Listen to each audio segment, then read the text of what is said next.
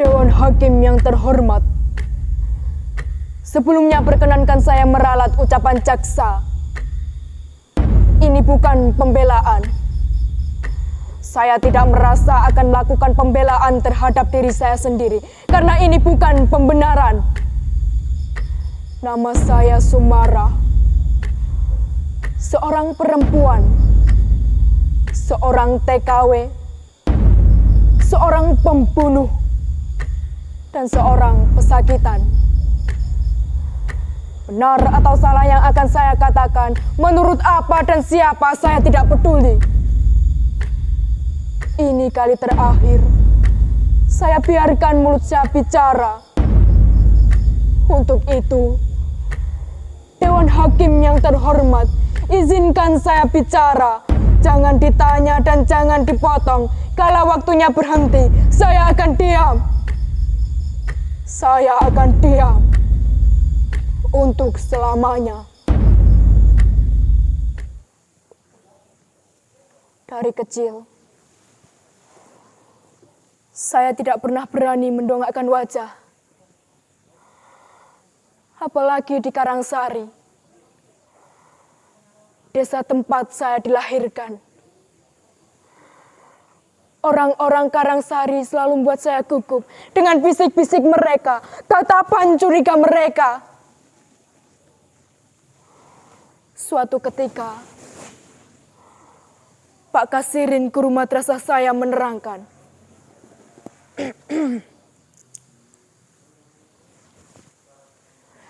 hehehe, perhatikan dahulu.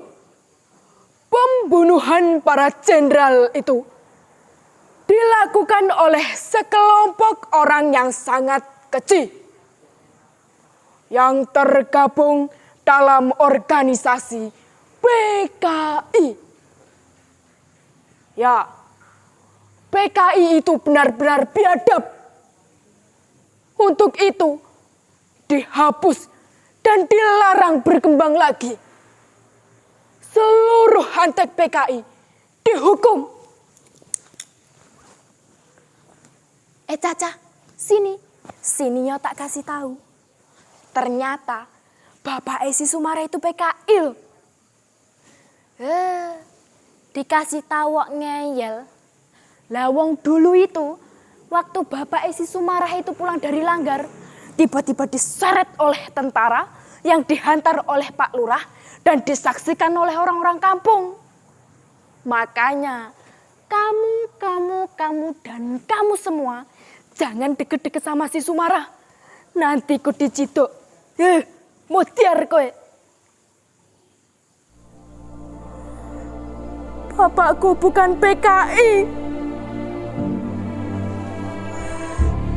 Bener kata Simba. Kok dulu ndak usah jadi kusirando.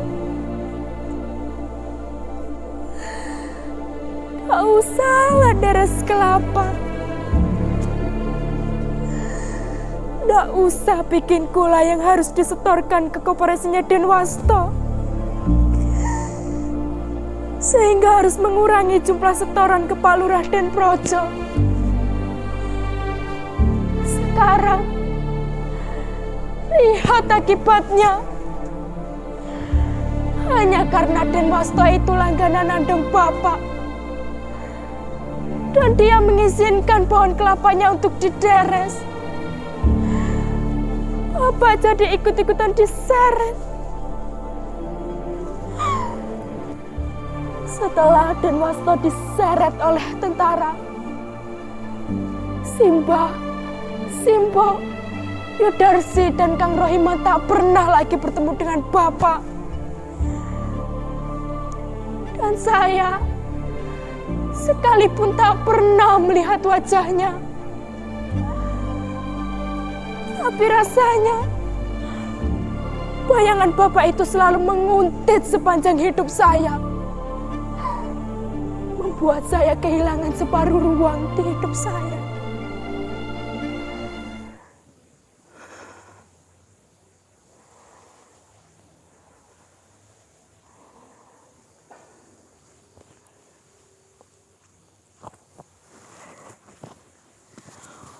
Oh alah, Sum.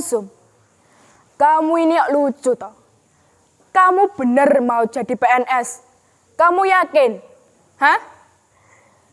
Kamulah yang memahami betul toh persoalan ini. Siapa bapakmu kamu kan juga tahu. Orang-orang kampung juga tahu siapa bapakmu.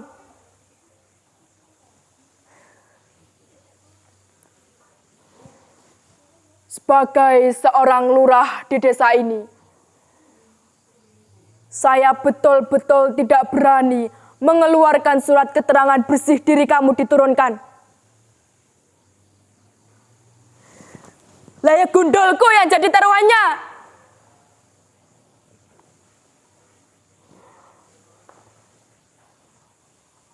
Pada suatu kesempatan, saya bekerja pada seorang juragan beras di kota kabupaten. Namanya Bu Juari. Dari bekerja di juragan beras itu, saya berkenalan dengan seorang laki-laki yang kemudian saya jatuh cinta padanya. Dia tinggi, tampan, gagah dan manis. Namanya Mas Edi. Dia seorang tentara. Cinta saya semakin bersemi. Manakala saya tahu Mas Edi juga menaruh hati pada saya. Rasanya hati saya melambung tinggi sekali.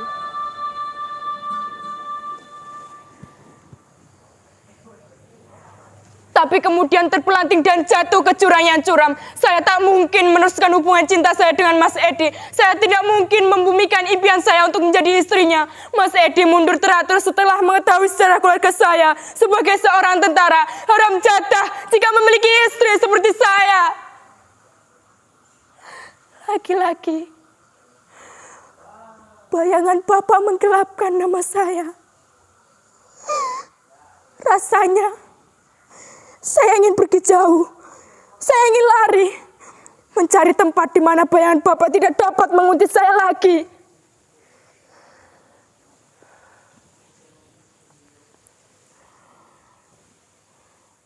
Melalui perantara seorang calo, saya mendaftar sebagai seorang TKW di Arab. Segala syarat saya penuhi. Mulai dari biaya administrasi di kelurahan, Depneker, kantor imigrasi, biro tenaga kerja, sampai biaya tetek bengek yang ternyata panjang betul. Termasuk cufa saya jadi paham betul. Menyelipkan beberapa lembar uang agar segalanya cepat beres. Mengurus paspor dengan biaya lebih 3 kali lipat dari harga semestinya. Ya, jadilah saya Sumarah binti Suliman. Jadi TKW lulusan SMA dengan predikat NEM tertinggi, jadi babu di negeri orang. Kosinus, tangen, diferensial jadi mesin cuci, Archimedes jadi teori menyetrika baju, dikotil monokotil jadi irama kain pel, teori pidato jadi omelan para majikan, dan 13 pulau yang terbentang dari Sabang sampai Merauke yang subur makmur gemah Ripalo Jinawi lenyap jadi wacan penggorengan di dapur. Mana harum melati hutan tropis, minyak emas rotan biji besi mana? Bertahun-tahun saya cuma diselipkan di negeri sendiri.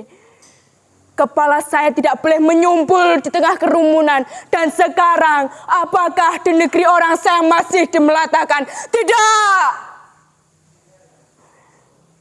Kesadaran itu muncul tiba-tiba. Saya mengangkat tangan, kemudian meraih pisau tajam. Lalu saya masukkan mata pisau itu ke jantung hatinya. Ya!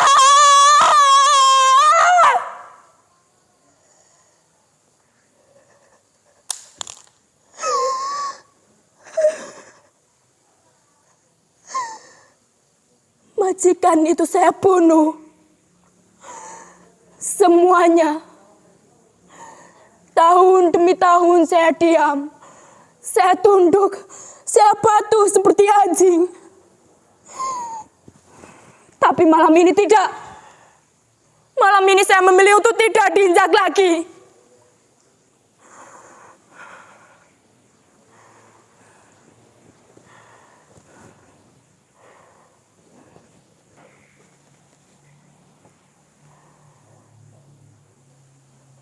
Dewan Hakim yang terhormat, inilah saya, Sumara. Bagi saya, perjuangan, harapan, penderitaan semua butuh keberanian.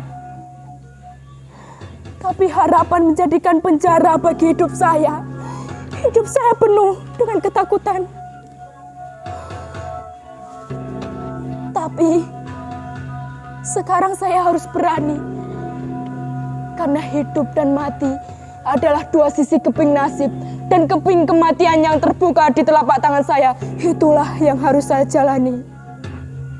Sekarang, dengan berani, senang, sakit, dosa, pahala semua sama. Ada resikonya.